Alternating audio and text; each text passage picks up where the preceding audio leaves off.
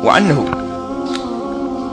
Hadis ini diriwayatkan juga dari Abi Abdullah bin Mas'ud radhiyallahu anhu. Qala Rasulullah sallallahu alaihi wasallam, Rasulullah sallallahu alaihi wasallam bersabda, yu'ta bi jahannam yawma idzin. Yu'ta, akan didatangkan ahli neraka itu nanti dibawa bi jahannam, akan neraka jahannam. Ahli neraka akan dibawa ke neraka jahannam yauma idzin, waktu itu nanti, di hari itu, di hari akan dimasukkan ke neraka jahannam. Laha sabu alfi zimamin, dengan 70.000 pengikat. Jadi kalau zimam itu, kalau kita pernah tahu kuda atau sapi yang sudah dijinakkan, maka akan dipasang besi di dalam mulutnya, kemudian diikat untuk bisa diatur geraknya ke kiri dan ke kanan. Itu jadi orang dengan neraka itu dibuat seperti itu.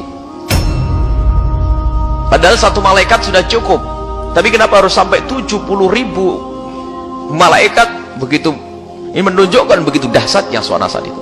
Gak ada yang bisa berontak sedikit pun, harus mau udah disiksa seperti itu.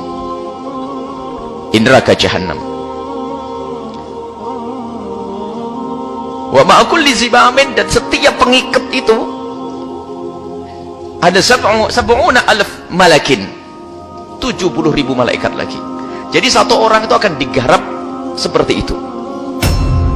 Jadi gak ada lagi yang bisa mengelak, gak ada. Kamu harus merasakan itu, dan itu sudah siksa. Yajurrunaha. Nah, ini.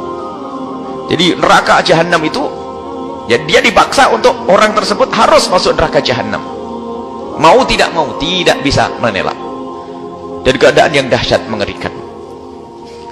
Karena dosa-dosa yang dilakukan oleh seorang hamba waktu di dunia dahulu. Rawahu Muslim. Dan hadis berikutnya, wa Nu'man bin Bashir, dari Sayyidina Nu'man bin Bashir radhiyallahu anhu.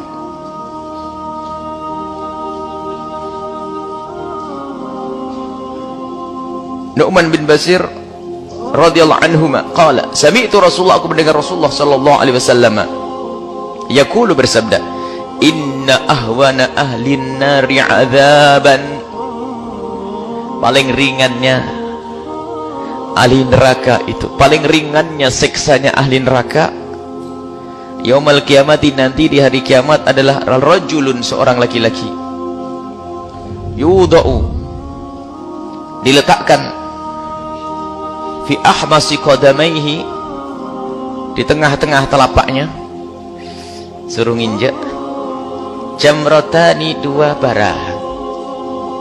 Ini bara, ya, bara, bukan bara di dunia, suruh nginjak bara. Yaghla minhuma dimaghuhu, begitu panasnya bara ini menjadikan ubun-ubunnya itu mendidih. Kakinya ini paling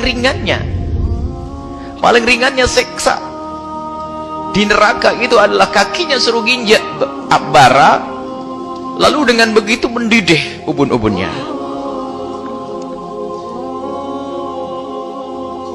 Ma yara an ahadan asyaddu minhu adzaba, yang merasakan itu menganggap tidak ada siksa lebih besar daripada itu, padahal itu siksa yang paling ringan.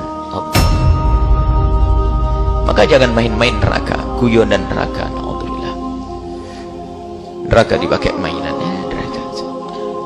Nanti kan kalau yang penting ahli la ilaha illallah masuk surga, astagfirullah, sedetik di neraka sudah berat sekali. Ubun-ubunnya mendidih.